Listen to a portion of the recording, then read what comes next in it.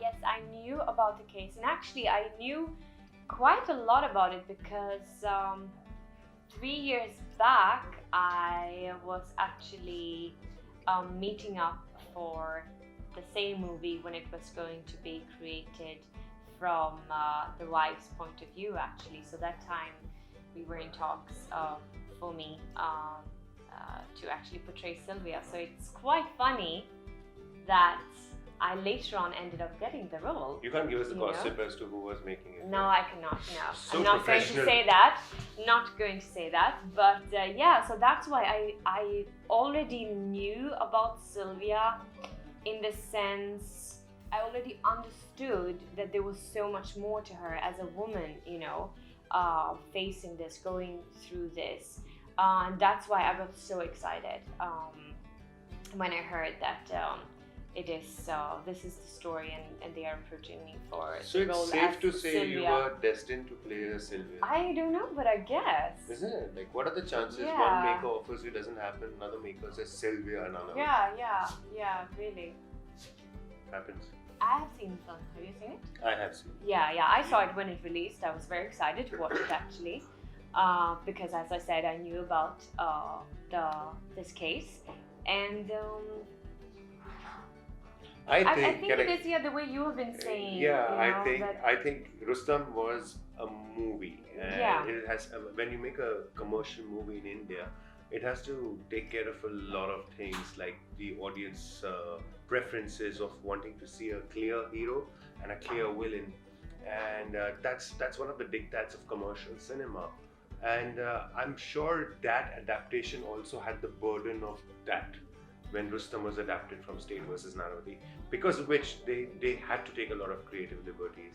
We're in right here, we're on All Balaji Z5, the so-called new digital web medium, and we have the liberty of 10 episodes. So the writers, the makers have the ability to really bring a lot of realism. There's not Keep much. it real. Yeah, there's not much you can put in a 2-hour film, right? Yeah. But then also, what I would love to say, what I love about our show, our project, is that it's so beautiful because for the first time you're getting to see Sylvia, the wife of Kavas Nanavati. You're getting to see her point of view, her life journey, what she was going through, what actually happened. There's so much of details in our show, details that are coming from archived documents, what actually happened.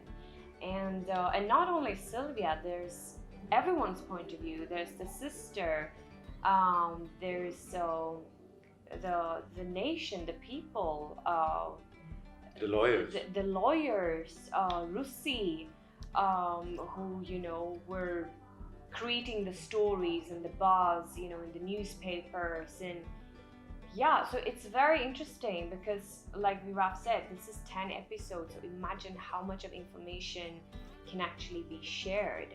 And I can guarantee that there's so many times where you guys will go like, no way, really? Did this happen? And it's actually true. Well, there's not so much on Google, honestly speaking. I was really Googling as much as I could, and I did find few facts about Sylvia. Whatever little was written, then of course there are very few pictures of her. But apart from that, from the script, I got a lot. And I understood a lot. I put myself into, visualizing being Sylvia, how it must have felt like, being so humiliated. Of course, there are so many things I can relate to because I'm also a foreigner who've come to India, right? It's a new world, it's a different world, and to understand everything, and to find someone that you can also connect with, who can understand you and from where you're coming from. So there were so many things I could actually relate to. Well, for me, for Prem, like Ellie said, there is a lot of material on the internet, but it's just pretty much what is there in the public domain.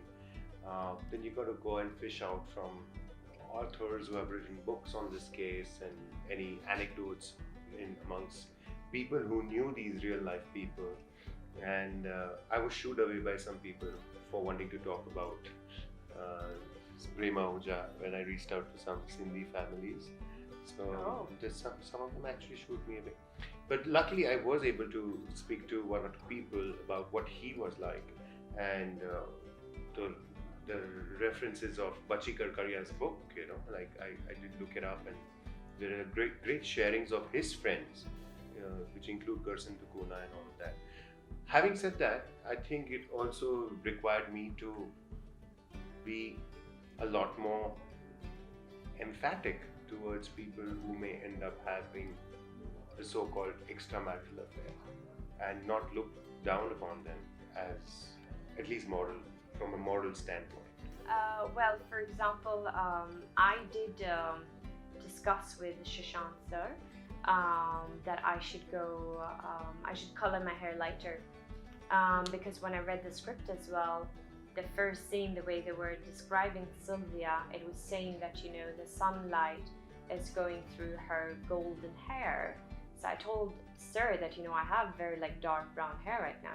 I should actually go lighter just to also look more British, because a lot of people don't know that Sylvia was a Brit. She wasn't Indian, and I know sometimes with my darker hair, then I could come across as I would come across as a Parsi. And that is what Sylvia has been portrayed also in Rustam, I know, but she was a Brit, so I wanted to go lighter with my hair just to look more British. And also I worked on my English accent to have a more British accent as well. So yeah, that's what those things were my inputs. Sir thought it was brilliant. So yeah, we did that. Well, I'll be happy to say that it was such a joy collaborating with this whole team who went about making the book for Prema Ahuja. And they had such great clarity. I just had to present myself there, and they used all their brains, and luckily their research and work and expertise was so good. I just had to.